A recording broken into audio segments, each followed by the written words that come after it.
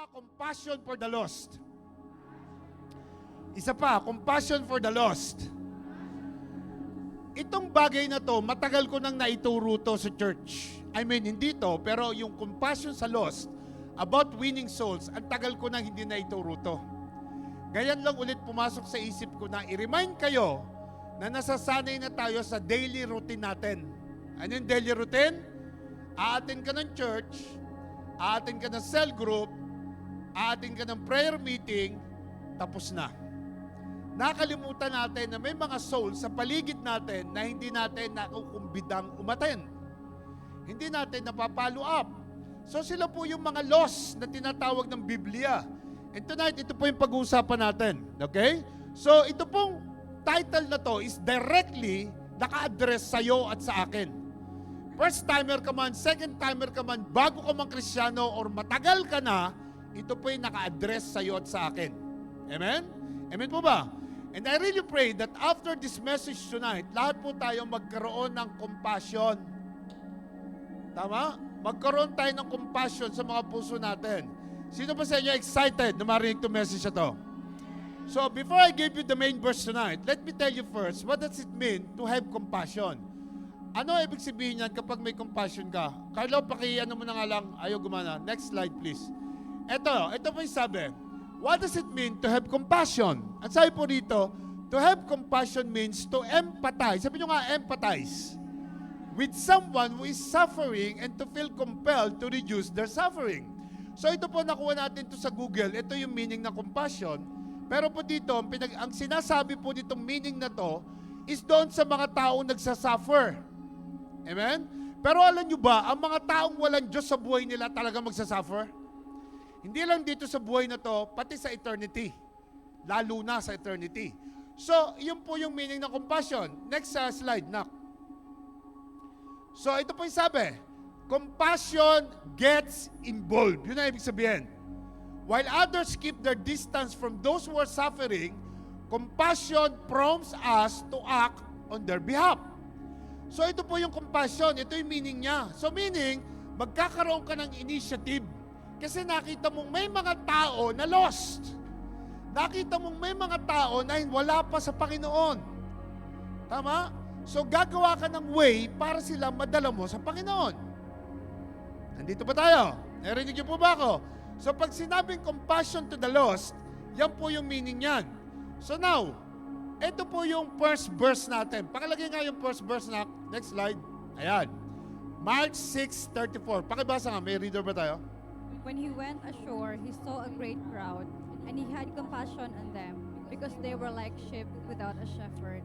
And he began to teach them many things. So, the verse is talking about the Lord Jesus Christ. Ang Panginoong Isus mismo. Ang sabi nito, nung nagpunta siya sa shore, sa tabing baybayin ng dagat, nakita niya na sobrang daming crowd. Kasi po ang Panginoon, kapag po yan lumalabas ng kanyang bahay o lumalabas para mag-minister, sobrang dami po ang nakapaligid na tao sa kanya. At nakakalungkot, karamihan sa mga taong yon nakikiisyoso lang. Hindi po talagang gustong marinig kung ano sasabihin niya. Tama? Kaya ang sabi niya rito, he had compassion on them. Sabi niyo nga, compassion. Isa pa, compassion. So, nagkaroon ng compassion ng Panginoon nung nakita niyang sobrang daming tao na sumusunod. Bakit? Because they were like sheep without a shepherd. Alam niyo ba yung alam niyo ba yung sheep? Yung sheep? Alam niyo yung sheep, tama? Ang mga sheep po, pag makikita niyo yan po ay sama-samang naglalakad kahit saan pumunta. At meron pong nauuna lagi na may dalang stick. Alam niyo kung bakit? Kasi po yung mga sheep, although mababait po silang hayop, pero sila po'y mahina ang utak. Hindi nila alam kung saan sila pupunta. Kaya po meron laging nauuna sa kanila na may dalang stick. Kasi pag walang nauna, maliligaw-ligaw sila. Kaya po isang way lang laging dinadaanan nila. So ang sabi ni Lord, inihantulad ni Lord yung mga taong walang Diyos sa mga sheep na naliligaw ng landas. Alam natin lahat na ang shepherd si Lord, tama? He is the shepherd and we are the sheep. Kapag walang shepherd, maliligaw tayo. Kapag walang Diyos ang tao, maliligaw ang buhay niya. Kaya ang Panginoon may compassion. May compassion si Lord. At ang sabi diyan, He began to teach them many things. Tingnan niyo po yung verse na yan. Okay? I want you to see that verse. At dyan po tayo pipiga. Okay? Paano niyo po nararamdaman yung mga kaibigan nyo na alam nyong walang Diyos sa buhay nila? Yung antagal mo ng Kristiyano, yung pag naandito ka, blessed na blessed ka. Yung pag naandito ka, nasa cell group ka, naririnig mo yung Word of God, nag-encounter ka, nag-training ka, alam mo na yung totoo, pero yung mga kaibigan mo, alam mo na wala silang alam. Anong nararamdaman mo sa Christian? I want to talk to you right now. Anong pakiramdam mo sa kaibigan mo na wala man lang alam tungkol sa katotohanan? Amen? Samantalang ikaw, alam mo na yung totoo, yung kaibigan mo, kasama mo, katrabaho mo, wala man lang alam. Tama? So anong nararamdaman mo pag ganon? How do you feel about the lost? Alam nyo, kung ano yung nararamdaman nyo sa mga taong walang Diyos will determine the effort that you put forth. Ano yung effort mo na ginagawa for them? Kaya mga anak, importante ang winning souls. Amen? Importante po na nakakapag-invite tayo ng mga tao sa church. Importante yun. At dahil marami sa inyo nakapag-encounter na, dapat alam nyo na ang mga taong walang Diyos is lost. Yung mga pinag-aralan natin, doctrinal foundations, yung 6 na yon, makikita nyo kung saan sila pupunta, tama? Yung mga taong yun kapag namatay, saan ang biyahe nila? Samantalang ikaw papuntang heaven, siya papuntang hell. Tama po ba? We are not judgmental here. Kasi yun ang totoo. Yan nakasulat sa Bible. Kapag ang tao hindi nag-repent, hindi tumanggap sa Panginoong Yesus, pag siya namatay, ang punta niya hell. At yun na nakakatakot. Dahil yung mga kaibigan mo, kamag-anak mo, nanay, tatay mo, relatives mo, hindi pa nila kilala si Lord. Tama? So now, let's look. Ano-ano ba ang condition ng mga taong lost na sinasabi natin dito? Ito yung una. Number 1. Those who reject the gospel. Pakibasa nyo nga. 1, 2, 3, go. The gospel is the good news. The gospel is the word of God. The gospel is those words na nakasulat sa Bible. So tayo po, napaka-bless natin. Ako, napaka-bless ko. Kita mo, 35 years ako doon sa Old Faith. Hindi ko alam na meron palang gospel. Buti na lang nabasa ko. Tama? Buti na lang nagdesisyon ako. Hindi ko ni-reject.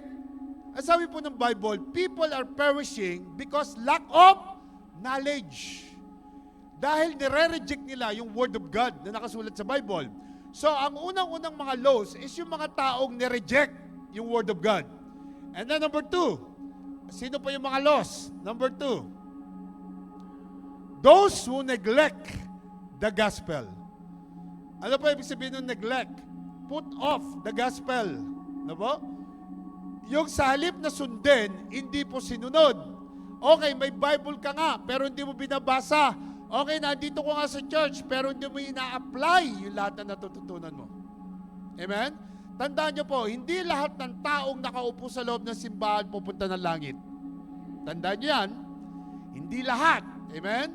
Yun lang mga taong tunay na may intimate relationship kay Lord at sumusunod sa Kanya. Number 3 po, those who have never heard the gospel. So yung dalawa, yung 1 and 2, na po yung mga taong yan, yung group of people na yan, they have the opportunity to hear the gospel but rejected it and neglected it. But sadly, the third group of people, yung number 3, na po, yung po mga taong to, they will be lost and they will be condemned. Why? Because they never heard the gospel. Amen? Because they never heard the gospel, they did not respond. Tama? So, paano maririnig ng mga taong yan ang gospel kung ikaw mismo hindi magsasalita? Tama? Yung katrabaho mo, ang tagal mo ng katrabaho. Yung kasama mo sa plat, ang tagal mo ng kasama noon. Tama? Hanggang ngayon, hindi pa nila naririnig yung gospel samantalang nandun ka. Amen. Pastor, matagal ko na sinabihan, ayaw naman makinig sa akin. O, di congratulations, nagawa mo yung part mo. Hindi naman ikaw magpapabago sa kanya, ang Diyos eh. Pero ang maganda ron, ginawa mo yung part mo. Ang masakit, kapatid, yung hindi mo ginagawa. Yun ang masakit. Yung you never mention even once the name of Jesus to him or to her. Yun ang masakit, no po? And this is why Jesus has so much compassion for the lost. Kaya mismo ang Panginoong Jesus, ang tindi ng compassion niya sa mga taong lost. Siya mismo. Amen? Kaya sinasabi ko sa inyo, itong mga ministry na to, church ministry, ang ministry talaga ni Jesus is yung may compassion siya sa mga taong hindi pa nakakilala sa Kanya. Yun talaga yung Jesus ministry. Yun talaga yung God's ministry. Amen? Yung compassion for the lost. Dahil ba sa inyo, sino sa inyo yung nasiran din ng Word of God kaya ka nandito? Oh, kita mo? Yung iba, tatlo lang nagtaas. Yung iba, sino sa inyo nasiran ng Word of God kaya ka nandito? Oh, kita nyo? So kung nasiran ka ng Word of God kaya ka nandito, in return, what you will do? Tama? Nakakalimutan natin to, itong part na to. Naging routine na lang natin na magsimba. Nakakalimutan natin mag-invite. Nakakalimutan natin mag-share ng gospel. Amen? So in our case, 8 months kami. 8 months na sineshare ng gospel. Nandun yung rejecting at saka neglecting. Buti na lang, nag-decide kami mag-church. Tama? At nung nagpumasok kami ng simbahan, hindi na kami nawala. Amen? Mabuti na lang. Kung walang nag-share, amen? Kung walang nag-share sa'yo, saan ka ngayon? So in return, ganun din ang gagawin natin. Kasi kung di ka nasharean, wala ka rito ngayon. Amen? So ang nakakalungkot is yung mga hindi pa talaga nakarinig na salita ng Diyos. Yung po'y nakakalungkot. At marami doon, ka-workmate mo, kasama mo sa plot, at nakakalungkot, kamag-anak mo mismo. Tama? Alam niyo po ba na nasa Alain ako kakagabi, diniin ko yan. Hindi yun ay tinuro ko, pero dumating ako sa point na yun. Kasi pag nandun po ako, iba yung leading sa akin saka dito eh. Even though parehas ang subject, iba yung leading doon kasi karamihan doon mga bago. Ang dami nilang bago doon lagi. Ba't sila nakakapag-invite ang daming bago lagi? Bakit tayo hindi natin magawa yon? Sa tingin nyo, bakit? Anong problema? Ha? Kulang tayo sa encouragement? Kaya ni-encourage ko kayo ngayon. Kasi nakita ko yung mga first timer nila, lagi nila nakapila doon, ang dami. Kaya saka sabi ko, i-share ko ngayon sa inyo to. Kailangan po natin gawin to. Kung ako sa leader, maglalagay ako sa isang buwan, 2 beses kaming hahayo. Buong cell group ko, hindi kami mananatili sa comfort zone. Amen? Hindi kami mananatili doon sa cell group namin, nakain lang kami ng kain doon hanggang tumaba kami. Meron tayong trabahong gagawin. Natandaan nyo ba na ang cell group is maternity department ng church? Yan ang entrance door ng church. Dapat po mga cell leader, mga primary leader, meron kayong 2 araw sa loob ng 1 buwan na lahayo kayong lahat. Nakita ko doon sa Alain, meron silang attack night. Nakalagay doon, ina-announce sila, attack night ng lahat ng cell group. Atake tayo sa mga unbeliever. Tama? Hindi ko tayo kino-confer doon, pero gusto ko sabihin sa inyo na we must have compassion for the lost. Amen? Alam nyo ba, nang dumating ako dito sa Abu Dhabi, wala akong kilalang unbeliever eh. Pero nakapag-start tayo ng church. Tama? Kung tayo lang nasa Dubai, dadaling ko kayo sa mga lugar doon kung saan alam ko maraming unbeliever. Kasi dito nung dumating ako, wala akong mga tropang kakilala ko unbeliever, doon ang dami. Amen? So, kung meron ka mga kaibigan kakilala mo, puntahan natin. Hindi kailangan ikaw. Puntahan natin. Sama mo ko. Amen? Amen po ba? Nandiyan po ba tayo? Ang dami-daming mga unbelievers sa paligid natin. Come on, sila yung never heard the gospel. Maybe nag-neglect sila, maybe nag-reject sila. Amen? And alam niyo po ba, the reason why after the 4 gospel in the Bible, the book of Acts immediately begins, nagsimula agad sa vision ni Jesus. Yung Book of Acts. Tingnan niyo po yung sabi po sa Book of Acts. Pakibasa nga, please. But you will receive power when the Holy Spirit comes on you, and you will be my witnesses in Jerusalem, and in all Judea and Samaria, and to the ends of the earth. Tingnan nyo, ang kulang sa atin application eh. Kulang tayo na application. Sa kanila, nung tinanggap nila si Lord, dumating yung Holy Spirit, in-apply agad nila. Alam nyo ba si Peter, na dating matanong, nagda-doubt, no? Maraming, Peter is kagaya mo't kagaya ko. Tama? Nung nagsalita siya sa mga tao, 3,000 mga unbeliever ang pumasok sa church. 3,000, imagine mo, isang bitawan lang. Imagine mo yon. And then, pastor, mga tao ng Panginoon niya. Bakit ikaw, hindi kanya tao? Yung Holy Spirit na meron siya, yun din yung Holy Spirit na meron ka eh. Ang kulang lang sa atin, initiative. Amen? Amen? Initiative po. At yung Holy Spirit ibinigay sa atin, hindi para sumarap ang luto mo. Hindi para maging matalino ka sa office. Hindi para gumaling kang ang karakter. Hindi po. Ang Holy Spirit binigay, napakalinaw. You will be my witnesses. Kaya tayo merong Holy Spirit for you to be encouraged na mag-share. At yung Jerusalem, pamilya mo yan.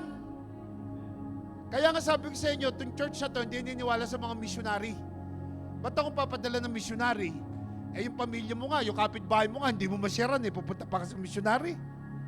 Magmi-mission pa tayo sa malalayong lugar, kapitbahay mo, office mate mo, hindi mo ka madala. Amen? So, Jerusalem, pamilya mo, Judea, yung mga ka-flatmate mo, kabilang building, Samaria, other parts of Abu Dhabi, ends of the earth, kahit saan na yan. Pero yung Holy Spirit na kay Peter sa 12 disciple is Holy Spirit na nasa atin. Nung umakyat si Lord, sila yung nagsimula ng mga churches. Basahin niyo yung Book of Acts. Lahat yun is because of the Holy Spirit na meron sila. So ang kulang, initiative. Yan po yung kulang sa atin. At alam niyo po ba, yung Holy Spirit involves, ano yung involve? Courage. Kaya ka may Holy Spirit para may courage ka, para may boldness ka, para may confidence ka, para may insight, ability, and authority ka to do it. You have the authority to share to be a witness for Jesus Christ. Amen? You have the full authority. Huwag po natin buruhin ang ating nalalaman. Amen? Amen. At dahil marami na sa atin nag-encounter, sabi natin meron kang focus, meron kang freedom, tama? Meron kang fire sa puso mo. Nasaan na yon, mga anak? Amen? I'm very sure, kapag nag-initiate ka lang, marami tayong madadala sa simbahan. Amen? I want to encourage you tonight, mga anak, compassion for the souls. Tama? For us to be a witness. Can somebody say witness? Witness, paano yon? Witness, to evangelize, to win souls, to share the gospel, to share the Lord Jesus Christ to other people. Even your testimony alone is so good kapag nag-share ka na sa iba. Testimony mo lang. Tama na. Hindi mo kailangan i-memorize ang Biblia. Initiative lang talaga. Alam niyo po bang hindi ko makakalimutan, magmula nag-start ako nag-share. Ang sabi roon, witnessing, pakinggan nyo memorize ko to. Witnessing is simply taking the initiative. Pag sinabing mag-share ka ng gospel, kailangan ng simple act of initiative. Tama? Simply taking the initiative to share Christ in the power of the Holy Spirit and leaving the results to God. Hindi mo mamadala sa church, hindi mo maniwala sa'yo, ginawa mo yung part mo. Tama? Amen. Amen po ba? Narinig niyo po ba ako? Okay? So, kailangan ng initiative, kailangan ng sariling gawa o galaw. Tama? We need to have compassion for the souls, mga anak. Kailangan po yan. Kasi po, napakarami pang tao ang hindi nakakilala kay Lord. Tama? Tatanungin ko kayo, bakit noong 2015, nung nagsimula tayo sa Vision, bakit yung church nila Bishop Arnold sa Dubai na nag-mentor sa atin, may member ng 800 noong 2015. Ngayon, 1,000 plus na sila. Bakit sila dumadami ng gano'n sa tingin nyo?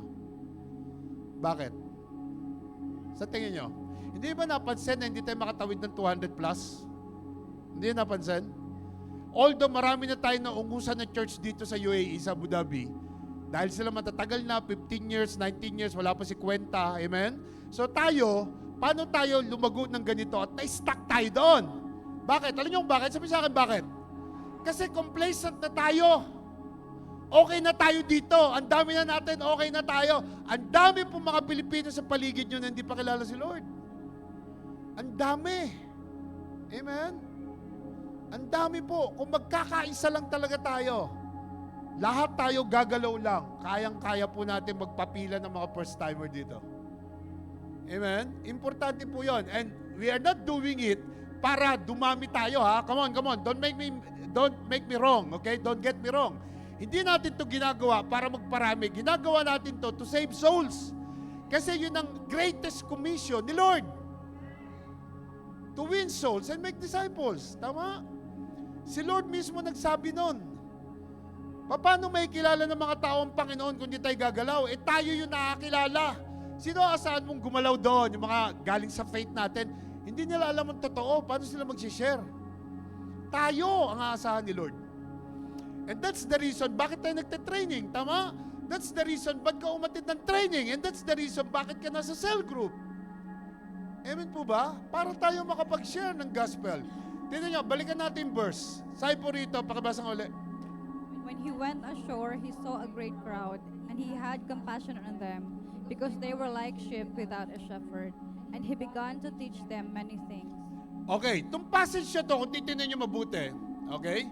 Tutulungan tayo ni Lord na maintindihan that in order for us to participate in the salvation of the lost with our Lord, we must feel what He felt. Kailangan maramdaman mo, inaramdaman niya rito.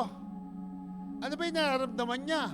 Nakita niya na yung mga tao parang mga sheep na walang shepherd. Nakita niya yan. So ano ginawa niya?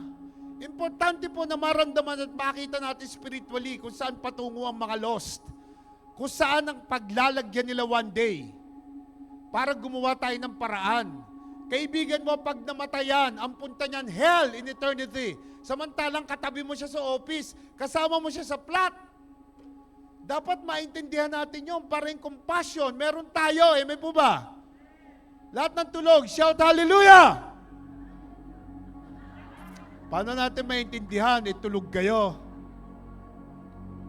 Amen? Sige, wag niyo silang gisingin. Magkaroon tayo ng compassion sa kanila. Amen? So, the scripture says that Jesus, sabi rito, was moved by compassion for them. Tama? Alam niyo ba minsan, pag po ako nagda-drive, pagkatapos nakatigil ako kalimitan dito sa may lifeline, ang dami pong tumatawid dyan pag ako nasa unahan. Alam niyo ba sinasabi ko sa sarili ko, paano kaya itong mga taong to pag namatay? Saan kaya ang punta nitong mga to? Sigurado, kung walang Jesus sa buhay yon, hell lahat ang punta nun. Amen? Amen po ba? Alam niyo ba kung tayo lang is hindi lang bawal dito sa baba, yung sa labas ka, magsasalita ka sa labas, magandang gawin yun eh.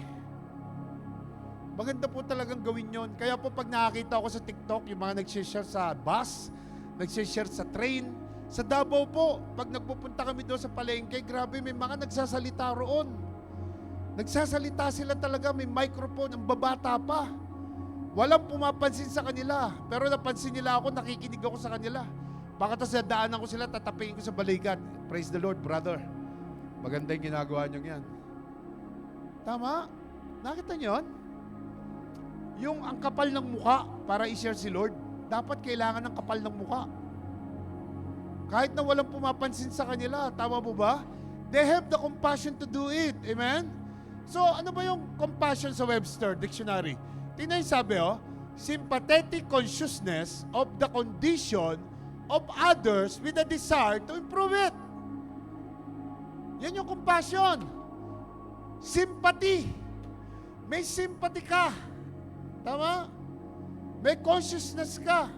Kasi alam mo na ang kondisyon ng mga taong to, kapag namatay, impyerno ang pupuntahan. Amen? Alam niyo po ba nung first time ako nag-share sa nanay ko, nung umuwi kami ng Pilipinas. Nakilala ko 2002 eh. 2003 hindi kami umuwi. Umuwi ako 2004. So, sinirang ko yung nanay ko, nagalit. Galit na galit yung nanay ko sa akin. Sabi ko, sige Lord, okay lang. Hindi mo na ako magsasalita. Baka takihin sa puso eh.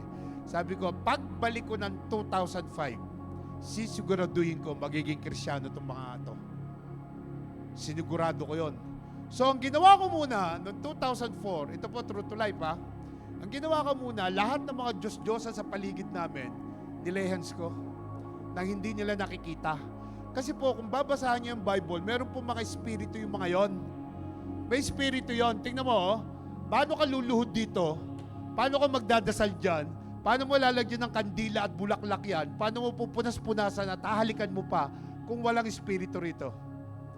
Kuwang-kuwa ka ng espiritu. Kasi sarado pa yung mata mo. Hindi ka pa nakakita, amen? Ng katotohanan. Kaya akala mo, ito yung Diyos. So ang ginawa ko po, nilehans ko po lahat yun na hindi niya nakikita. Tinanggalan ko ng espiritu yung mga yon. Nung nandun ako, first time ko umuwi na nakakilala ko kay Lord.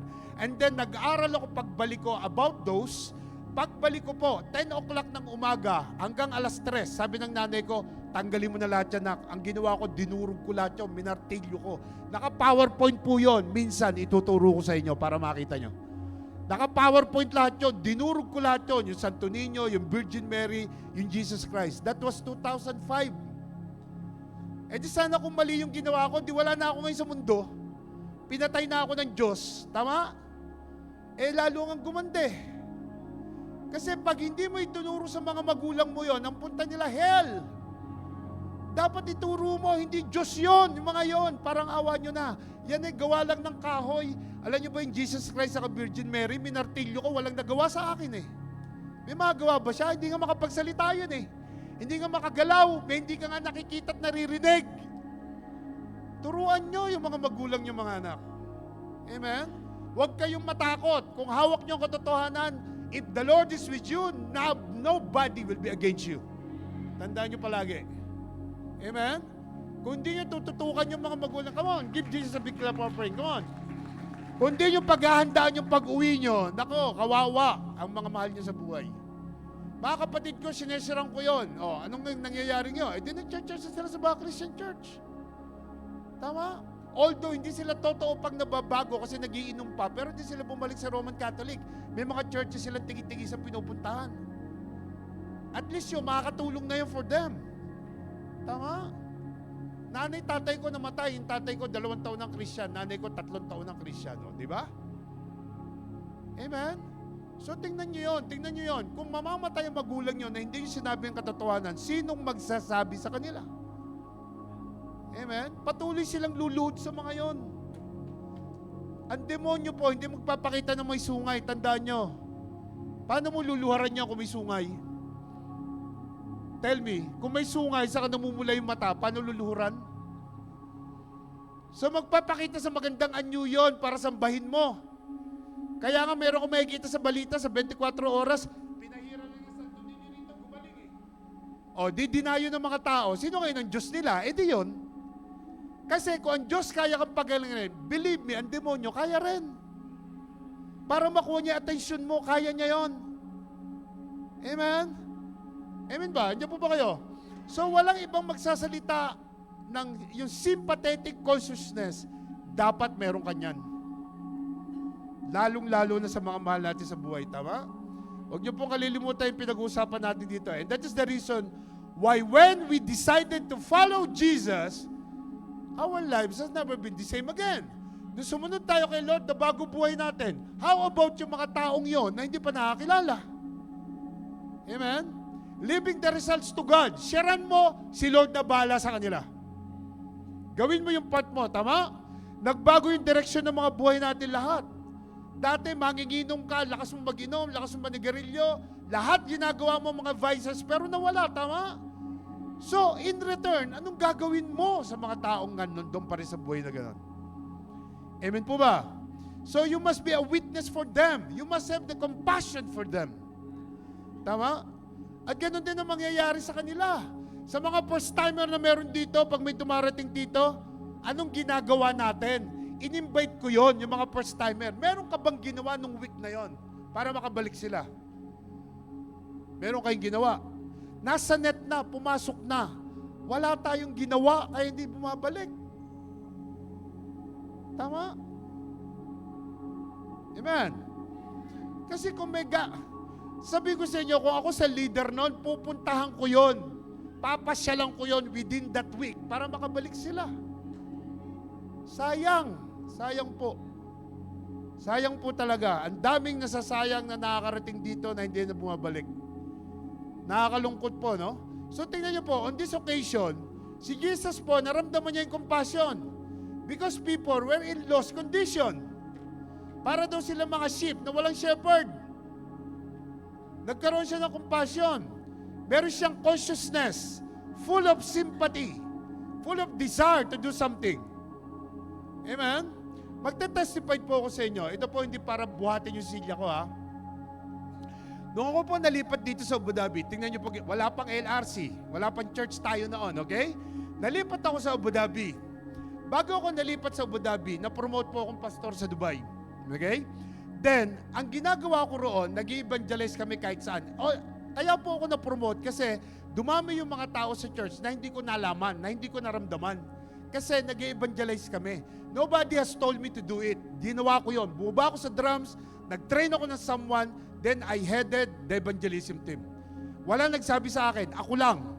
Sabi ko, Pastor, magte-train ako ng someone dito, mag-evangelize kami. Mag-share kami ng gospel. And then dumami yung tao sa church na hindi ko namamalayan. Pinromote akong deacon, elder, naging pastor dahil doon. Okay? Now, kasabay noon, inangat ni Lord yung trabaho ko.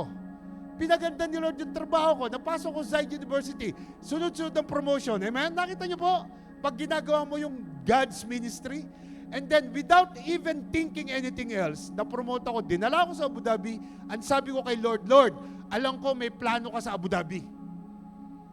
Wala akong naririnig, pero alam ko may plano siya. Alam niyo kung bakit? Busy ako sa mga souls sa Dubai. Bakit ako dadalhin sa Abu Dhabi? Promotion yon ng trabaho ko. Gumanda sweldo ko, gumanda posisyon ko. May purpose si Lord. Kaya nandito ako. So, ang ginagawa ko noon, 2 days off ako, babalik ako ng Dubai, doon ako nag-church. Pwede ko naman gawin yon, tama? Dito ako, 1 linggo, magtatrabaho. Pagbalik ko ng Dubai, doon ako mag-church. Pwede hindi. Pwede yon. Pero nagkaroon ako ng compassion sa mga daratnang ko rito. Amen? Alam niyo ba, bago ako dumating dito, ramdam ko na may gagawin si Lord. Daman-dama ko talaga. Kapag kasi meron kang gustong gawin, ang Lord, sasamahan ka. Tandaan niyo yan, sasamahan kayo ni Lord. Ilalagay ka niya doon sa pathway na yon kung saan pangungunahan ka niya kasi may desire ka, kasi may compassion ka. So, ang sabi ko, inihintay ko si Mami Grace nyo, si Tina May, nasa Spinis sila, sa Spinis, doon sa baba, sa Algurer, kung saan kami nakatira. Naghihintay ako sa kanila, nakaupo ko doon, merong newspaper. Classified ads ng Gulf News. So, tiningnan ko lang kasi lilipat na ako in 2 weeks time Lilipat na ako ng Abu Dhabi. So, tiningnan ko. Nakita ko merong bed space, bakante.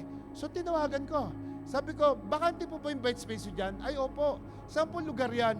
Ay, visit-visit lang po ako Hindi ko po alam to. Si ate po kasi, ang ate ko po kasi nandito. Siya po yung may-ari ng telepono. Ganun ba? O sige, pero bakante pa po. Magkano yung bed space? 700 po sa taas, sa baba 600. May bakante pa sa baba? Nakuha na po yata Sa taas na lang. O sige, hindi mo alam yung lugar na yan? Hindi po. O sige. Sabi ko kay Lord, Lord, bigyan mo ako ng place kung saan maraming Pilipino na makikilala ko. Kita niyo yung prayer ko, ha? So sabi ko, tatawagan ko uli yung number. Hindi ko winala, sinave ko. Kasi bakit may newspaper doon at merong bakante agad? Alam nyo ba, after a week, tumawag ulit ako, bakante yung lugar. And then after 2 weeks, bakante talaga. So nilipatan ko. Alam nyo ba yung Zen University na andito, yung villa na andito? Tatawid ka lang ng kalye, parang professional building sa KM Supermarket. Na hindi ko alam na nandoon pala yung villa. At ito yung villa, walang elevator. Pag akyat mo, first floor, andun na lahat. Yung mga room. Alam nyo ba yung pag akyat mo, nagkalat ang yosi, nagkalat ang bote ng alak, ang dumi ng lugar. Yun ang hiningi ko kay Lord, tama? Maraming Pilipino, tama? So pagdating ko roon, 8 kami, 4 na double deck, ang liit, wala kang magalawan. Yung banyo, gigilid ka pa para makapasok ka. So nagtiyaga ako. Samantalang yung accommodation binigay sa akin ni Lord, napakaganda. 2-bedroom, ang laki ng hall, libre lahat, pati ilaw tubig. Kasi nga promotion ng pagpunta ko rito. Amen? So ngayon, ang sabi ko kay Lord, Lord, may purpose ka kaya ako nandito. So ano ginawa ko? Yung mga tao roon, kinaibigan ko lahat. Nagiinuman daw sa room. Ang sabi ko, hindi ako umiinom. Unang dahilan ko ganito. Sabi ko, sinabihan ako ng doktor kasi may sakit ako eh. Kailangan ko magsinungaling. Kasi pag sinabi kong pastor ako, lalayuan ako ng mga yon. Amen? Are you there? Kasi may nakikita na ako, may gagawin ako. Nararamdaman ko may gagawin ako. Pero wala akong plano magtayo ng church. Hindi ko plano yon. Wala. Ang gusto ko lang, mag-start ng Word of God doon. Magturo lang. Okay? Now, pagdating ko doon sa school, siguro mga 2 weeks na ako nandoon bago ako naggala. Nakita ko meron nakasaradong room at nakita ko may basketballan, indoor, tabla, ang ganda. Inaalikabok lang. Kasi mga estudyante hindi naglalaro ng basketball, ang laro nila football, tama? So pinabuksan ko sa security, ano to? Ay ako yung head ng security, ako yung may hawak sa kanila. Sabi ko, what is this? This is basketball court. Can you open it? Nakita ko ang ganda ng basketball court, ang dumi, pero ang ganda. So sabi ko, sige, iwan mo sa akin, tatawagin kita, saran mo later on, dito lang ako. So umalis siya. Alam mo ginawa ko, nilehans ko yung buong basketball court. At sabi ko ganito, Panginoon, gamitin mo tong basketball court na to for your glory. In the name of Jesus. Sabi ko talaga. Nagsisigaw ako roon habang pinagpe-pray ko yung lugar kasi nakaseparate yung building. Wala makakarinig sa'yo. And then lumabas ako. Kinabukasan, kinausap ko yung director. Ang sabi ko, Kevin, Canadian yun. Hindi papatawag ng Sarian mga yan. Pangalan lang. Sabi ko, Kevin, there's a basketball court din. Can I use that for my friends? Wala akong kaibigan nung dumating ako rito, pero yun sabi ko. Sabi niya, of course, you can do that. Of course, just ask them to write their names in the logbook in the security guard in the gate. Yun doon na nagsimula, mga anak. Ang una kong in-invite, yung mga kasama ko sa kwarto, alam yung mga Pilipino, addict sa basketball yan. Lalo na kapag meron libre na indoor. Wala kang makikita libre dito na indoor. Doon lang. Tama? Sa una kong dinala yung dalawa naglalaro. Sa dalawa kami. Dalawa sila, tatlo kami. Shooting lang kami roon. Ganda rito ha, baba. Ano trabaho mo rito? Sabi ko sa kitchen ako. Sa kitchen ako tatrabaho. Bakit kasi sinabing kitchen? Kasi yung kotse doon nakaparada. Hindi ko pwede pasok doon. Walang parking doon eh. Tapos yung mga damit ko, doon lahat sa gym. May gym doon sa loob ng court. May mga locker. So lahat ng damit ko doon. So aalis ako na alas 5 ng umaga, ang pasok ay 8 o'clock, mag-gym ako ng konti, ligo ako roon, bihis ako doon. Pag uwi ko, wala nang tao sa school, uwi ako, naka-short ulit ako, nakasando lang, naka-t-shirt. So naka-short na maong lang ako, pag umalis ng bahay, pagbalik ko, ganun din tsura ko. So sabi ko, kitchen ako rin. Bakit kitchen eh? Ba't sabi ng mga security sa'yo, sir? And then ganun talaga, pag Pilipino, sir, ang tawag nila. Tama? So, nagsimula sa 2 kaluluwa hanggang umabot ng around 80 person every night ang naglalaro doon. Alam mo, nung mga 5 na sila o 6 na kami naglalaro, sabi ko, upo muna kayo, sandali. Ano naman yun eh? Wood eh. Sabi, bakit? Upo muna kayo dyan, pray muna tayo. So, kinukwentahon ko sila ng paisa-isang verse. So, nagtataka sila, bakit ganon? Sabi ko, Christian ako, pasalamat lang tayo kay Lord. Ang ganda-ganda nito, di ba? Doon lang nagsimula. And then word of mouth, kumalat ng kumalat yan, hanggang gabi-gabi, nasa around 80 people na naglalaro doon. Bakit ko alam? Tinitingnan ko yung logbook eh. Tama? Nakapag-open ako ng cell group, 3 cell group. Isa sa likod ng Al Salamo Hospital, isa sa Airport Road, saka isa sa Ceramic Factory sa Musapa. Paano nangyari yun? Paano nangyari? Doon lang ako nagsimula. Sabihin niyo ako, paano nangyari? Meron akong Galloper na Hyundai during those days. 7-seater yon. Ang ginagawa ko, uwi ako ng weekend, paparada ako sa likod ng Alwahada, doon sa bus station, kukuha ko ng mga Pilipino na sasakay sa akin. Bakit sila sasakay? Kasi maayos ang damit ko, naka-long sleeve ako, naka-necktie ako, pagtitiwalaan ako. Tama? Kasi libre. Sasakay sila kasi sabi ko libre. Ngayon, ang sabi ko sa kanila, pag kayo nag-bus, mabagal yan, sasakay ka rito, ibababa ka sa bus stop. Ako, ihatid kita sa bahay mo. Doon po nagsimula na dumami ang kakilala ko. Ang tawag doon, diskarte. Ang tawag doon, compassion. Tama? Alam niyo ba yung salamin ng sasakyan? Pinalitan ko ng mahaba. Katapos ng takbo ko, biyahin Dubai, 100 lang. Bakit? Kasi kitang-kita ko yung mukha nila, sineshare ko sila ng gospel. Pagdating ng tallest building in the world, yung part na yon, tumatanggap na sila bago sila makarating ng bahay nila. Amen? And then hanggang nagsimula ang LRC, ito na tayo ngayon. So imagine niyo kung lahat kayo ganun ang gagawin, gano'ng karaming tao ang magpupunta sa atin? Gano'ng karaming kaluluwa? Tama? Amen? Sinabi ko sa inyo, alam ko marami na nakarinig nun. Kaya ko sinabi sa inyo is because I want you to be encouraged na ang desisyon nasa iyo lang. Natandaan niyo yung babae sa balon? Yung Samaritan woman? Tandaan niyo, first timer yon. Ang dami pang asawa. Pero tingnan niyo, ang buong baryo dinala niya kay Jesus. First timer. Meron siyang ginawa, meron siyang initiative. Ang problema, initiative. Amen? Kahit na magturo sa inyo ng winning souls, kapag hindi tayo gumalaw, walang mangyayari, mga anak. Initiative po. Kasi you don't know what will happen if you open your mouth. You don't know. Tama? Amen. At alam niyo po ba kung bibilangin talaga, glory to God, ang dami na po mga pastors na naging pastor dahil na sinirang ko ng gospel. Ang dami nang ginagamit ng Panginoon. Amen? Hindi ko po pinagmamalaki yon. Sinasabi ko sa inyo na kailangan natin mag-share ng gospel sa ibang tao. All glory belongs to God alone. Tama? At pag tayo namatay, naka-record sa iyo yon, ilang crown ang ibibigay mo kay Lord sa paanan niya. Ilang soul ang nadala mo kay Lord. Believe me, mga anak. Believe me. Yan yung nakalagay sa Revelation. Na pag tayo humarap sa Kanya, haharap ka, tatanungin ka, ang tagal mong Kristiyano, ilang kaluluwa ang nadala mo sa paanan ko? Amen? At ang pinaka-the best na ministry, tandaan niyo ha, gusto mong umasenso ang trabaho mo? Pinaka-the best, sharing the gospel, aangatin ka ni Lord sa trabaho mo. Kita nyo, security guard lang trabaho ko dati, di ba?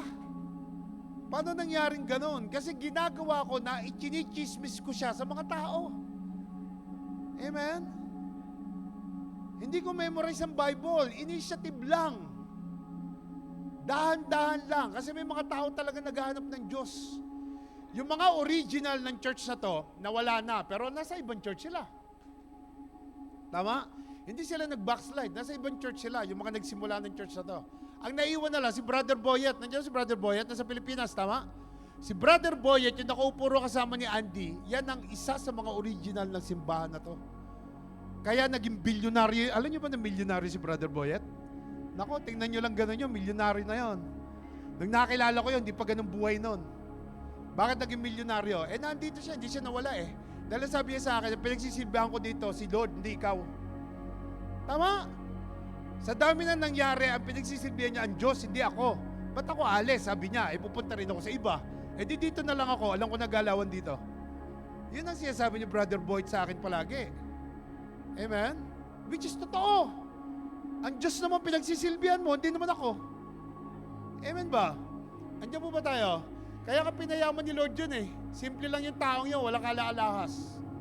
Umuwi kayo sa Pilipinas, hektarya lupa nun. Amen? Ganun po ang ginagawa ni Lord. Amen?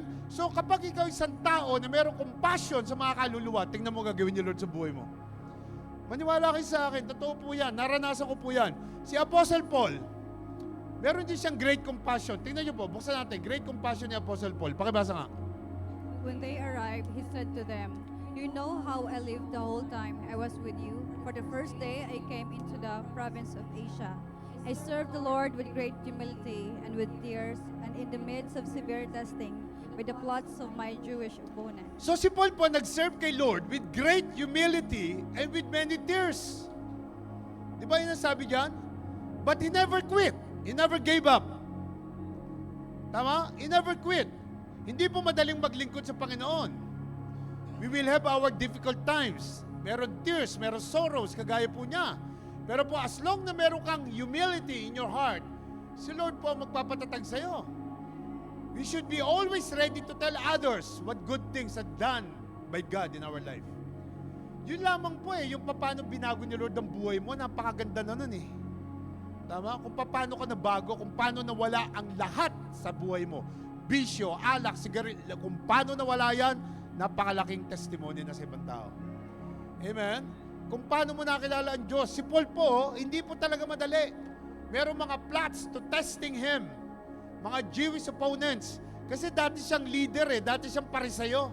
Dati mamamatay siyang tao ng mga Christian. Ngayon siya na nag-share ng gospel para maging Christian. So ang dami niyang pinagdaanan. Amen? At alam niyo ba bakit naging Paul siya? Alam niyo bakit? Because of encounter. Dahil na-encounter niya si Lord. So, ang encounter makakatulong. Pero ang initiative, sa'yo pa rin. Kasi kahit na-encounter niya si Lord, kung hindi siya gumalaw, wala. Hindi siya part ng 12 disciples. Tandaan nyo, hindi part ng 12 disciples si Paul. Pero po, mas marami siyang ginawa sa New Testament kaysa sa mga disciples.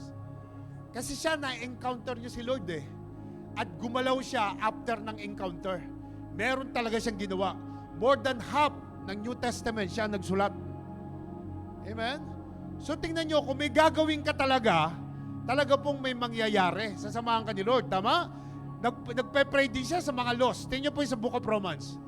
Tingnan mo yung sabi niya. Brothers and sisters, my heart's desire and prayer to God for the Israelites is that they may be saved. Amen. For I can testify about them that they are zealous for God, but their zeal is not based on knowledge, since they did not know the righteousness of God and sought to establish their own. They did not submit to God's righteousness. O, tingnan nyo, si Paul mismo, meron siyang concern, meron siyang compassion, meron siyang sacrifice na ginawa to teach them about Christ. Ipinagpe-pray niya pa sila, yung mga Israelites. And one of his prayer is that all the Jewish people might be saved. Kita nyo, pinagpe-pray niya yung mga tao para lang masave. Amen? Kaya nga po sa mga first-timer natin nandito ngayon, hindi nyo lang alam kung paano kayo pinagpe-pray ng mga taong nag-invite sa inyo. Hindi nyo lang alam yan. Tama? Hindi nyo lang alam kung paano nanalangin yan, makarating ka lang. Amen? Hindi nyo po alam yan. So even before you already decided to come today, ipinag-pray na kayo ng mga tao. Amen? Alam niyo po ba kami po, ako in my case, pinagpe-pray ako nung nag-invite sa akin Kasi nakita niya doon sa bahay, may drum set na nakatiwangwang sa sala Sabi niya, drummer to. Invite natin sa church. Kasi meron sila, organ lang at saka bahista. So nalaman nila akong drummer, hindi ako tinigilan sa prayer. Ang testimony nila, halos pag magmi-meeting sila, hawak-hawak pa sila ng kamay. Madala lang ako sa church. Kita niyo? Ang prayer po, madali, malaki ang magagawa. Tama? Amen. Narinig niyo po ako? So hindi niyo po alam kung anong pwedeng gawin ng Diyos kapag nanalangin ka para sa mga unsaved souls. So mga kapatid, sa mga kasama niyo sa office, sa mga kasama niyo sa plot, kasama niyo, nakakasabay niyo sa bus, mga taong kasama niyo mismo sa office, tama? Mga mahal ninyong pamilya, what do you think about them? Anong nararamdaman niyo sa kanila? How do you feel about them? Do you have compassion for them? Do you have compassion for the lost? Amen? Si Marie Glory, nandito ba? O yan, si Marie Glory, Alam niyo ba kung saan ko nakita si Marie Glory? Sa Side University, sa cafeteria. Kasi sabi ko, Panginoon, ang daming Pilipino rito. Dalhin mo ako doon sa mga taong naghahanap sa'yo. Yung mga cleaner, sineran ko. Ayaw. Yung mga security guard, sineran ko. Ayaw. Pilipino lang, ha? Pagdating ko sa cafeteria, sabi ko, dahil Pilipino. Sabi ko rito, ano yung sabi ko sa iyo, Sister Marie Glory? Gusto niyo ba mag-church, di ba? Sabi niyo, gusto niyo mag-church? Umiyak si Marie Glory, Christian pala siya, naghahanap ng church. Tingnan niyo, kung hindi ko ibinuka ang bibig ko, nasaan ngayon yung taong yan? Amen? Nagtanong lang ako, gusto niyo ba magsimba? Kung hindi ko ginawa yun, edi wala si Marie Glory dito ngayon, hindi ko alam kung nasaan siya. Pero tingnan niyo yung initiative. Maraming ayaw, pero merong isa na sumama hanggang ngayon nandito pa. Tama. Sabi ni Lord, iiwanan yung 99, nahabulin yung isa. Amen? Amen. Andiyan po ba kayo? Si Alex, si Brother Alex, nagpalaro kami doon sa Yas. Ilang team yon? Ilang team yung basketball team natin, Brother Anton? Ha? Ilang basketball team yon sa Yas? Nagpalaro tayo. Ang daming player. Pinupunta namin sa Yas, opposite ng IKEA, sa kabilang side. Nagpalaro kami doon. Gabi-gabi, andoon kami. Grabe, yung pagod namin lahat. Ang daming player, ilan dumating? Si Alex lang. Saka si Jonathan Tiu, yung nasa Canada na. Canada ba? Oh. Pero tingnan nyo, si Alex lang, time is 10 na yan sa ginagawa niya sa church Sobrang sipag niyan. Kung di namin ginawa yun, kung di namin sinara ng gospel, di wala si Alex sa church ngayon. Oo, ang dami nakarinig ay sumama. Pero bang may isang sasama. Tingnan nyo, napakalaki ng pakinabang natin kay Brother Alex. Palakpakan nyo nga si Lord, come on. Sa buhay ni Brother Alex. Come on. Diba? Amen po ba? Nandiyan po ba kayo? Narinig niyo ako? So, yung gagawin mo, may mga tao talagang ilalagay si Lord sa buhay mo. Amen? Tingnan niyo po, basahin natin sa Tagalog, yung susunod na verse. Basahin natin sa Tagalog to. Pakibasa ka na. Kayo namang mga nagtitiis ay aaliwin niyang kasama namin kapag ang Panginoong Jesus ay inihayag na mula sa langit kasama ang kanyang mga kapangyarihang anghel na may naglalagablab na apoy. Parurusahan ang lahat ng hindi kumikilala sa Diyos at hindi sumusunod sa magandang balita ng Panginoong Jesus. Grabe, no? Magdurusa sila ng walang hanggang kapahamakan at maghihiwalay sila sa Panginoon at sa dakila niyang kapangyarihan. Tingnan nyo po. Napakalinaw, kaya tinagalog ko. Ano sabi niya? Ano sabi? Sabi niya, kayong namang mga nagtitiis ay aalawin niyang kasama namin. Kapag ang Panginoong Jesus inihayag na mula sa langit kasama ang kanyang makapangyarihang anghel. Sino yon? Kung magtitiis ka, mag-share ng gospel, hindi madali. Pero one day, kasama mo ang Panginoon.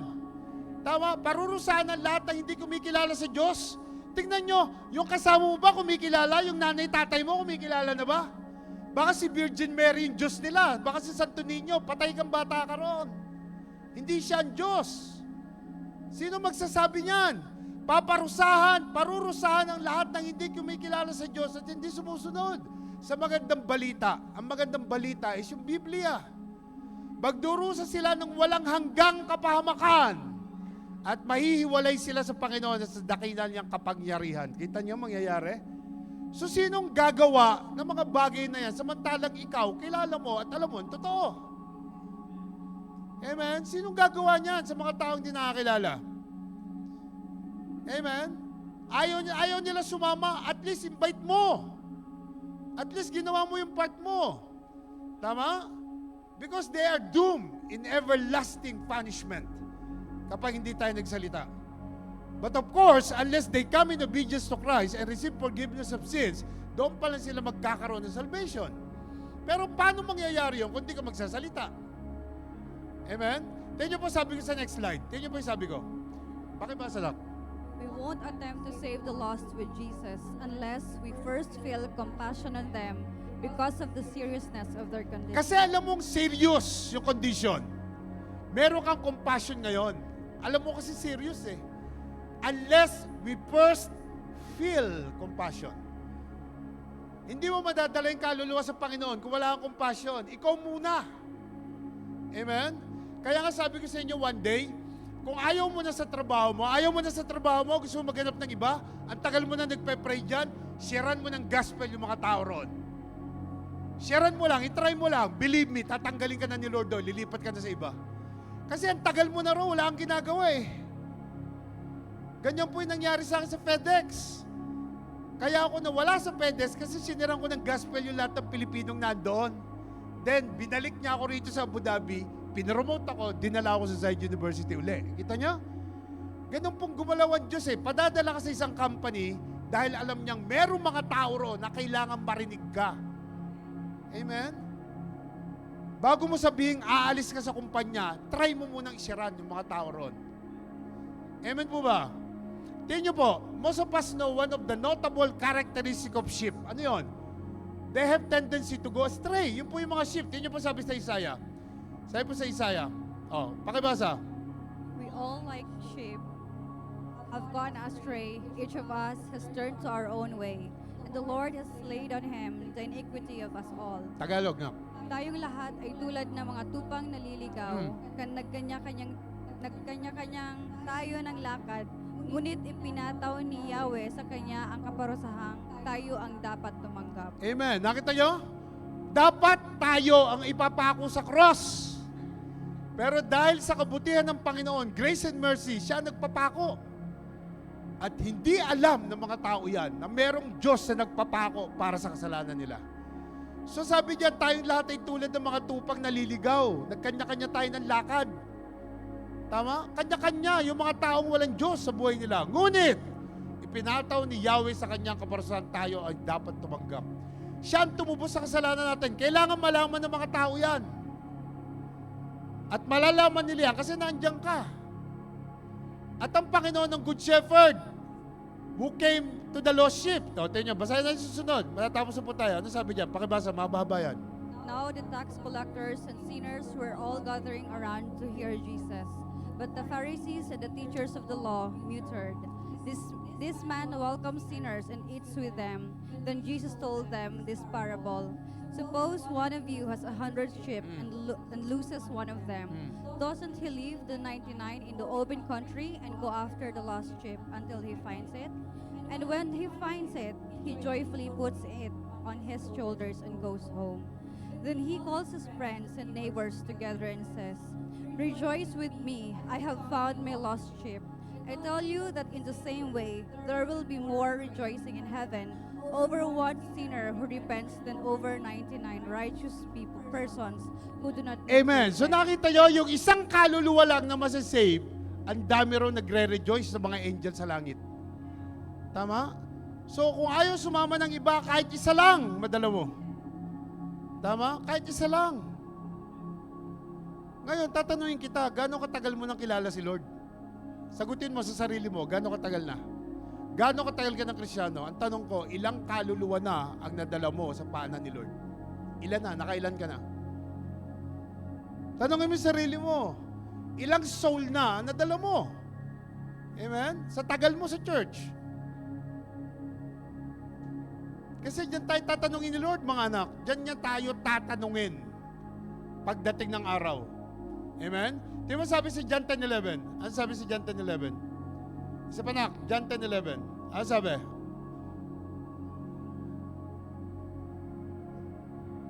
Sige, pakibasa. I am the good shepherd. The good shepherd lays down his life for the sheep. Tandaan nyo, without the shepherd, a sheep will be lost. Siya yung nag-protect sa ating lahat. Binigay niya yung buhay niya para sa ating lahat. Kasi why? Because sheep are exposed from predators. Ang mga sheep exposed sa danger. Gusto niya na makilala natin siya para makalayo tayo sa danger. Kasi ang taong malayo sa Biblia, malapit sa gulo. Pero ang taong malapit sa Biblia, malayo sa gulo. Amen? Amen po ba? Nandiyo po ba tayo? Mga kapatid, without a shepherd to protect the lost, wala. Kailangan po talaga may shepherd. So as a disciple of Christ, anong gagawin natin ngayon? Kailangan makita mo yung kondisyon ng mga tao na walang shepherd sa buhay nila. They are lost. Bagulong pamumuhay, lack of blessings. Tama? They are heading towards a pathway of hell, eternal condemnation. Hindi po yung mga kamag-anak ko naman, kahit na hindi naman po nagbabasa ng Bible, maayos naman po buhay nila eh. Maganda po yung pamilya nila. Okay, maganda yung pamilya nila ngayon. Pag namatay yung mga yun, saan ang punta? Itong buhay na to, hindi mo madadala pag namatay ka. Ang ganda ng buhay mo, saganang-sagana ka. Pag namatay ka, saan ka? Naalala niyo yung rich man? Saganang-sagana, araw-araw, puno ng pagkain ng lamesa. Saan napunta?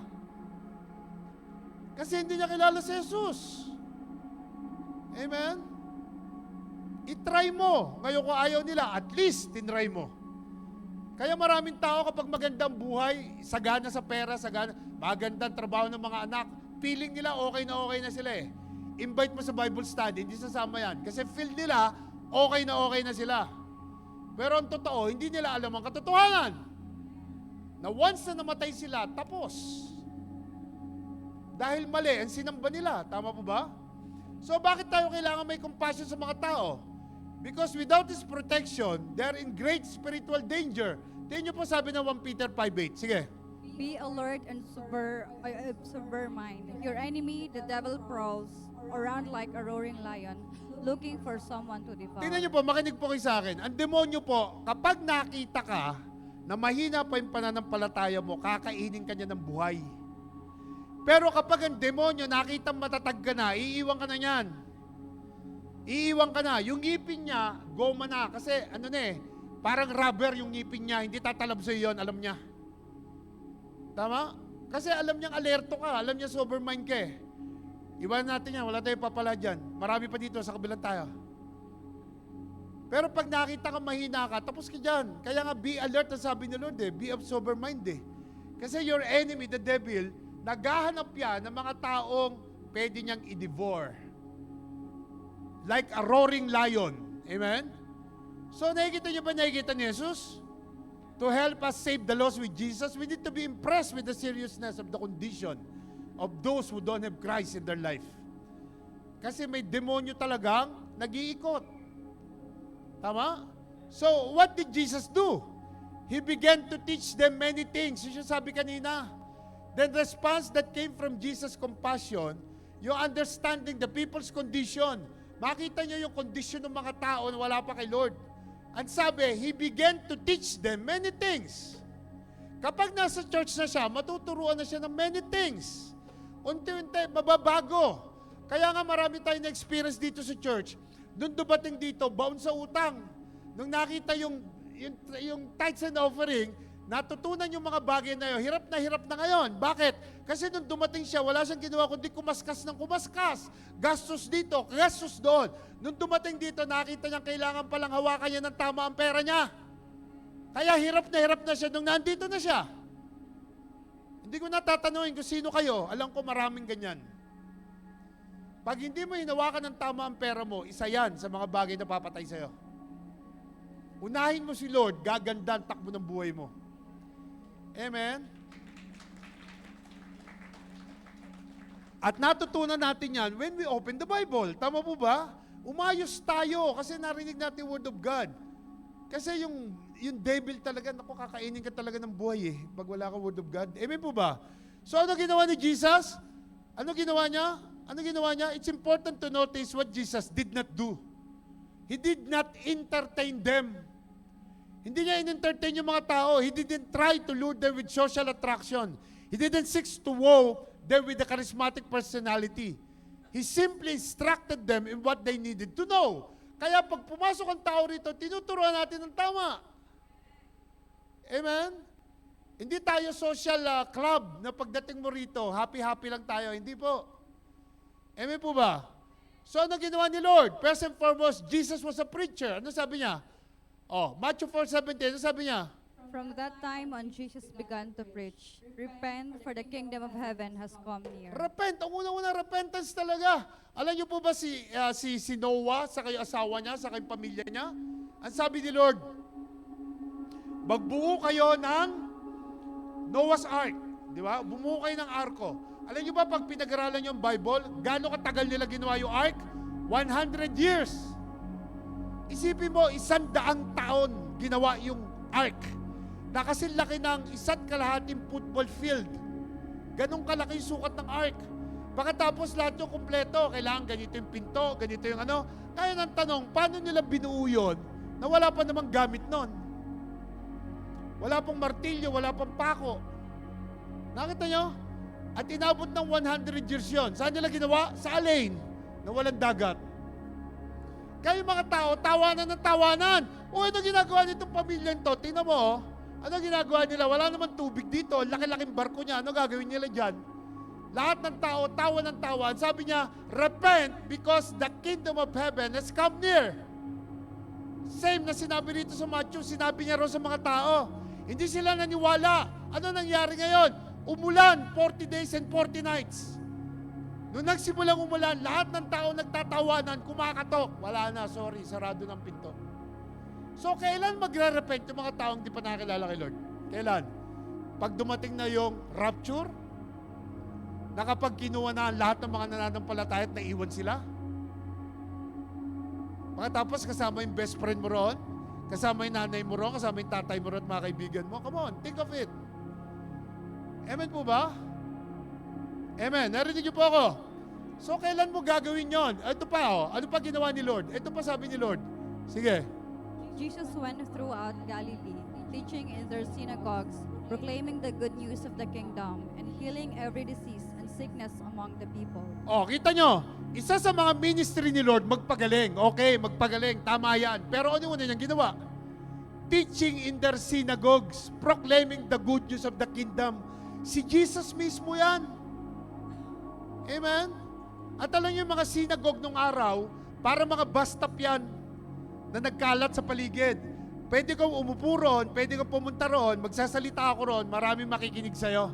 Yun yung mga sinagoge nung araw na sinagogue kung tawagin. Doon itinuturo yung word of God. Pag siya nagsimula roon magsalita, ang daming taong nakikinig. Lilipat siya doon sa kabila naman, doon naman siya magsasalita. So ang una niyang ginawa, bago siya magpagaling, teaching in their proclaiming the good news of the kingdom. Good news is the word of God, the gospel of the Lord Jesus Christ. Amen? So kung si Lord mismo ganun ang ginawa, tayo ano ginagawa natin? Amen? Ano ginagawa natin? Maki, so anong ginagawa natin? Kung si Lord yun ang ginawa niya, anong ginagawa natin? This is what exactly I told you, na lahat ng ginagawa natin dito is church ministry. Hindi po ito God's ministry. Ang God's ministry is teaching in the synagogue and proclaiming the good news of the Lord Jesus Christ. Amen? So ano pa ginawa niya? In addition, He sent His followers into the world to preach the gospel. Matthew 6:15, ano pa ginawa? Basahin mo na. He said to them, "Go into all the world and preach the gospel to all creation. Whoever believes and is baptized will be saved, but whoever does not believe will be condemned." Nakita niyo yan? Hindi lang siyang gumawa, inutusan niya pa yung mga taong tinrain niya for 3 years bago siya umakyat sa heaven. Go into all the world and preach the gospel to all creation. Tingnan niyo po yan. Yan ang inuutos ni Lord sa iyo at sa akin. Ngayon, kung nasanay ka na lang sa routine, na pupunta ka lang dito para mag-church, meron tayong kakulangan. Come on, listen to what I'm telling you because the Lord is talking to us right now. Amen? Try nyo po, napakaraming tao dyan na makikinig sa'yo one day. Ang kulang lang, initiative talaga. Yung go na yan, action word yan. Go! Hindi yung sinabing, can you please go? Can you please? Walang ganon. It's an action. Go, ang sabi niya. Kaya dito sa church natin, wala tayong evangelism team. Kasi yung mga traditional church, merong evangelism team. O ilan sila? 10. O pag nagtanong si pastor, ilan na win nyo? Yun lang ang pipigay niya, yung 10. Kasi yun lang ang nag-evangelize. How about the others? Kaya walang evangelism team dyan eh. Yung go na yan, sa atin lahat yan. Tayo ang sinasabihan niya. Amen po ba? Whoever believes and is baptized will be saved, but whoever does not believe will be condemned. Ilang kaibigan mo ang magiging condemned pagdating ng araw? Ito pa. Ano pa yung ginawa niya? Ayan pa. The apostles left the Sanhedrin, rejoicing because they had been counted worthy of suffering disgrace for the name. Day after day in the temple courts, and from house to house, they never stopped teaching and proclaiming the good news that Jesus is the Messiah. Tingnan niyo yung mga early churches, mga anak. The apostles left the Sanhedrin rejoicing because they've been counted worthy of suffering disgrace for the name. Alam niyo, hindi ko sinama yung naunang verses. Kinulong sila dyan eh. Kinulong sila. Why? Because they're sharing the gospel. Pinahirapan sila, pero pinalabas sila. They are rejoicing. They had been counted worthy of suffering. Kahit na nagsuffer sila ng so much because of the name of Jesus, they are worthy. Tama? They are rejoicing. Eh di lalo na pag sinabihan tayo rito na hihulihin ko, papatayin ko kayo at kukulong ko kayo kapag kayo nag-share. Eh di lalo na wala na. Amen? At sabi diyan, day after day in the temple courts. Temple courts is yung church. And from house to house, cell group yan. They never stop teaching and proclaiming the good news that Jesus is the Messiah. They never stop teaching and proclaiming. Tama? Meron ng church, temple courts, meron pang house to house, and that is cell group. Kaya po cell group nyo, dapat nag-win. Dapat po may nadadagdag, hindi maaaring wala. Tama? Dapat pag may dinala cell group nyo rito, trabahuhin nyo, huwag nyong iwanan. Amen? Are you there? Narinig niyo po ako? Huwag nyo silang iwanan, kasi kaluluwa na yun na pumasok. Tama? Ano pa sabi? Acts 8:4, ano sabi? Those who had been scattered preached the word wherever they went. Grabe, no? Nakita niyo? Kahit saan sila pumunta, bukang bibig nila ang salita ng Diyos. Nakita niyo? Kahit saan sila pumunta. And that's what they expect to all Christian, to you and to me. Yan po ang iniintay ni Lord sa atin. Tingnan niyo, sabi pa rito sa 2 Timothy, ano sabi? And the things you have heard you have heard me say in the presence of many witnesses, and trust to reliable people who will also be qualified to teach others. Ayan, tama? Ano yung primary thing that we can do to be like Jesus? Saving the lost. Share the gospel to other people. Teach them the gospel as we have the opportunity. Not everyone can be a full-time preacher. Hindi lahat tayo magiging pastor one day. Pero meron kang pagkakataon na mag-share. Hindi mo kailangan maging pastor. Amen? Everyone must do according to our ability and opportunity. Kapag may pagkakataon, we do it. Lalabas tayo sa comfort zone natin. Gawin niyo po yan. Amen? Kaya nga sometimes namimiss ko yung ministry sa Davao. Grabe na nagpunta ako ron 3 buwan. Si Pastora Pe, ayaw kong tigilan. Talagang simula umaga hanggang alas 4 ng hapon, 10:30 ng umaga hanggang alas 4 ng hapon, nasa labas kami. Umiikot kami sa bahay-bahay. Amen? Kaya nung isang linggo na naiisip ko na yan, na routine na lang natin to eh. Andito na lang tayo, routine na natin to. Huwag po natin maging routine. Huwag po tayo maging complacent na okay na tayo. Naalala nyo, bigyan tayo ni Lord ng ganito kalaking lugar?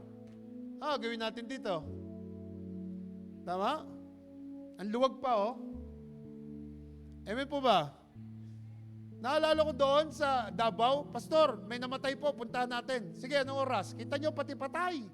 Pinapasok namin, ilang patay na puntahan namin doon. Amen? Amen po ba? Si Pastora Pay po, kaya po ganun kasipag yon. Alam niyo kung bakit? Na-built-in yung evangelism sa kanya. Lagi ko pong kasama sa Dubai yon. Sa lahat ng evangelism, kasama ko yon. Kahit nung nandito na ako sa tatrabaho sa Abu Dhabi, pag-uwi ako ng weekend, ang daming tao doon sa bahay namin. Tinatawag, mga unbeliever, pinipick up niya talaga sa kalye. Pagdating ko ng galing Abu Dhabi, andon sila, naghihintay sa akin to share the gospel. Siya nag-i-invite sa bahay. Kaya po ganun kasipag yun si Pastora Pay. Na-built-in talaga sa kanya yung word of God, yung sharing the gospel. Tama? Bakit kailangan in conclusion? Last, ano sabi? For you were like sheep going astray, but now you have returned to the shepherd and overseer of your soul. Ayan, lahat ng taong tatanggap kay Lord, babalik sa shepherd. Dahil ang shepherd ang overseer ng ating souls. Pag walang shepherd ang isang kaluluwa, walang mag-o-oversee sa kanya. At lahat tayo magiging go astray. Stray po tayo lahat. But because there's someone we have the compassion, kaya tayo nandito ngayon. Amen? Merong someone na may compassion. Kaya tayo nandito ngayon. So sa Christian, anong gagawin natin? We need to have the same goal, mga anak, as our shepherd. Ano yun? To seek and save those who are lost. Amen? Amen po ba? Naintindihan niyo po ba pinag-usapan natin? Ito po is almost 3 weeks na nasa puso ko, kaya nagturo ako ng ganito. Tagal ko hindi nagtuturo ng winning. Gawin po natin to. Amen? At sasabihan ko sa mga worship, sa mga cell group leader, taas ang kamay niya sa mga cell group leader, lagyan niyo po ng weeks na kayo po is sumahayo sa labas. Amen? Nakikita ko na lang lagi sa mga chat group niyo ng pagkain natin, sino magluluto. Grabe, lumabas naman kayo minsan. Amen? Lumabas kayo minsan. Pastor, napakainit po eh. Maganda naman pawisan kayo kahit minsan. Amen? Amen. Narinig niyo po ba ako? Amen? So, itong message siya to, galing kay Lord para sa ating lahat. Huwag po tayo maging complacent. Okay na kami kasi marami na kami. Ang dami pa pong Roman Catholic na nagkalat sa labas. Huwag yun na isipin ibang lahi, Pilipino na lang. Pag namatay yung mga yon, ang punta nun, impyerno. Kasi ang Diyos nila si Virgin Mary. Ang Diyos nila si Santo Niño. Tapos tayong bata tayo. Amen? Hindi po yun ang nakasulat sa Bible. Alam nating lahat yan. So, Roman Catholic lang, ang dami mo na pwedeng dalhin dito eh. Amen? Amen po? Alam niyo po ba yung katabing plat namin? Di ba ito yung 703? Alam niyo ba yung 704? Pinasok ko yun? 704 ba yun? Yung katabi namin? 704. Pinasok ko yung kinato ko yun. Nagtanong ako ng mga Pilipino ro, meron ako nakausap na isang babae sa isang lalaki. Ang problema lang, may pasok sila ng Sabado. Oh. Yung isang pamilya, yung katabi nyo, 701, in-invite ko na yon, isang pamilya lang. Oo lang ng oo sa akin. Oh, pero ginawa ko yung part ko. Pagdating ng araw, ginawa ko yung part ko. Yun yung ibig sabihin. Amen? Tama? Kasi kung hindi tayo gagalaw, sino? Sinong gagalaw? Amen? Amen po ba mga anak? So, sinarang ko yung sa 704, hindi sila available na Sabado kasi may pasok. Pag nakikita ko sa elevator, patuloy ko yung na-encourage. May pasok eh. Gabi na umuwi, 10:30, sa mga nagtatrabaho sa mga establishment na tindahan. Yung isang pamilya pwede, pero ayaw nila. Ang nakatira doon, mag-asawa lang sa mga aso eh. Maganda buhay nila. Eh, hindi sasama sa iyo yun. Ganda na ng buhay nun eh. Hindi talaga sasama yon. Pero pag nagkikita kami, nire-remind ko sila. Ang church po namin, andito lang oh. Punta kayo dyan. 8 o'clock ng gabi, Sabado. Sabi ko, sir, pwede ba akong pumunta dyan sa bahay nyo? Kwentuhan lang tayo. Sige po, sabihin ko sa inyo kasi may mga aso kami. Kita nyo? I'm doing my best. Tama? Still doing my best. So, kailangan mo lang initiative. Amen. Are you there? Narinig niyo po ako?